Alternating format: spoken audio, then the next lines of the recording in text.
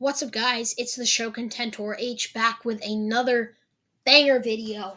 And today I'm going to be predicting the 2024 to 25 offseason top 15 MLB free agents. According to the MLB, I'm going to be predicting where they sign.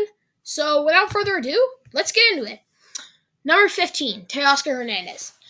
Hernandez, last offseason, he really actually wanted to go to the Red Sox. He showed interest in them, but in the end, the Dodgers offered him more money than the Red Sox did. The Red Sox really tried to get him on a cheap contract. It didn't work.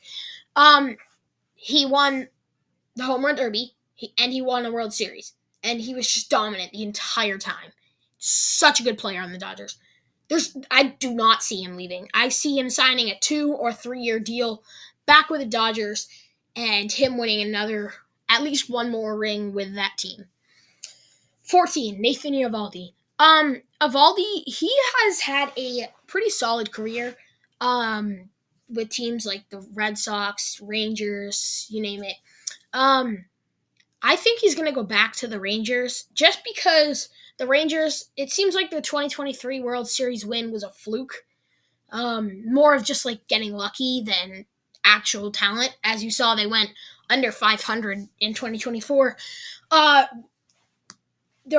big reason why was starting pitching. DeGrom was not healthy still. They had one of the worst bullpens in all of baseball. Bullpen was horrible. Pitching was. They have a great lineup. Pitching, they do not have any good pitchers. Eovaldi was it. He was their only good pitcher they had. I think if they even want to be competitive, if they don't want to start a rebuild, they have to re-sign someone like Eovaldi. I don't think they're not going to really go all out. I don't think they're going to go for someone like Fried or Sasaki or Snell. Okay, 13, Christian Walker. Christian Walker, he's one of the best first baseman in all of baseball. Probably the best defensive first baseman in baseball. He is so good at defense. Just amazing. And his offense is actually also very good. He hits for power. He hits for average. He's a really, really, really good option at first base. And he's going to the Astros. It's inevitable. Astros, they tried out Singleton. They tried out Abreu, who was a former MVP. For the past couple of years, they would have won more championships if they had an actual first baseman. They had no good first baseman that entire time from 2017 onwards. They just did not have a good first baseman. That was their flaw. If they want to be competitive and actually be a team in the mix for 2025, they need to go out and get someone like Christian Walker. Their pitching is great. Their offense was terrible last year. I think they're going to lose Bregman, but I think Walker would be really fit in very nice in their organization. 12, Shane Bieber. He's going back to the Guardians. No one else wants him. He's just injury history, not doing great. When he wasn't injured, he was great, but I don't think other teams are going to be willing to take a chance on him. I think he's going to go back to the Guardians on like a 1-year deal. I think he's going to go back to the Guardians on a 1-year deal. I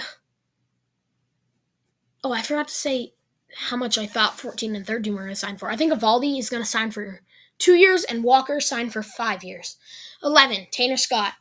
Tanner Scott had a great past couple of years in Miami. He was one of the best relief pitchers in all of baseball. Mid-season, he got traded to the Padres. And the Padres, they were incredible last year. And one of the big reasons why is they had one of the best bullpens in all of baseball. And Tanner Scott is probably the top arm in their bullpen. A lot of people don't see him going back to the Padres, but I do. I think that the Padres are going to offer him a lot of money and a couple of years, a good amount of years, because they need a top-tier bullpen arm to stay competitive. I think if they don't go out and get him, because he's the best relief pitcher in the entire market, I really would be shocked if they don't go out and sign him something like 5 years. I think he's going to go for like 5 years to the Padres. 10, Jack Flaherty. Jack Flaherty he had a pretty mid start to the season with the White Sox. He got traded, Tigers, sorry, with the Tigers. He got traded mid-season to the Dodgers. He was great there for the regular season. In the postseason, he was dominant. He was such a good pitcher, and probably the ace of the Dodgers staff with Yamamoto being out for so long during the postseason. A lot of people see him going back to the Dodgers, and if he doesn't go to my pick, the Red Sox, he's going to go back to the Dodgers. I think he's going to go to the Red Sox because the Red Sox, I actually don't see them going out and getting someone like Roki Sasaki, Corbin Burns, Blake Snell, Max Fried. I think they're going to take a still really, really good pitcher as their ace in Max Fried, but I don't think they're going to go out and get someone who's 2 or 3 on this list. So, yeah, my prediction is the Red Sox, and I think 5 years will be his contract. He'll sign 5 years. A lot of money, though. 9, Willy Adames. Willy Adames, for the past couple of years, has been a just top shortstop in all of baseball. He, by far, had his best season in 2024 with the Brewers. I like the Brewers. I'm a Red Sox fan, but I like the Brewers also. I'm going to be sad to see him go, but I know there's no chance that he's going to be re-signing with the Brewers, especially after they keep blowing it in the postseason. I think he's going to sign with the Giants. I think the Giants, because they've gone out and they've signed a bunch of top-tier free agents recently, and none of them have worked out. Blake Snell, he was really mid with them, and when he was healthy, he was okay, but he was injured a ton. So that was a bust. Matt Chapman, he ended up being pretty mediocre. Soler, that was a huge bust. So I think they're actually going to go out and they're going to get a really good infielder in Willy Adames, and that will probably push them to the postseason, in my opinion, for this year, or 2025. 8, Pete Alonso. It's inevitable. Pete Alonso, he's gone to the Yankees. As you'll see later in my predictions, I do not have Juan Soto going back to the Yankees. I think Pete Alonso, he's a good power bat. He's an amazing power bat, actually, but he doesn't make that much contact, and he's a pretty okay fielder over at first base. He's slow, but he does a pretty good job of not getting injured. Rizzo, there's no chance they re-sign Rizzo or get him back. So they're going to have a hole at first base. I think Pete Alonso makes a lot of sense. If not Pete Alonso, it's going to be Christian Walker. The Yankees are going to sign Pete Alonso or Christian Walker. I can tell you that with certainty. Yeah, he's just going to the Yankees. It's what makes sense. The Mets, they can fill up that hole. They're gonna go out and sign someone this offseason. Yeah. 7, Anthony Santander. Anthony Santander was the best lefty. Or is he? No, he's not a lefty. He was one of the best hitters in all of Major League Baseball last season, especially for power. Just incredible. Hit 40-something homers, or I think it was 37, actually. He was just great. And I see him going to the Royals. The Royals, they made the postseason because of Bobby Witt and their amazing pitching staff. Besides Bobby Witt Jr. and I guess Salvi, but I'm not sure if that power stroke is going to last. The Royals did not hit home runs. They did not get a bunch of hard hit balls. They just got singles and doubles. So I see them going out and getting someone like Santander for their DH spot because they really don't have like a set DH right now.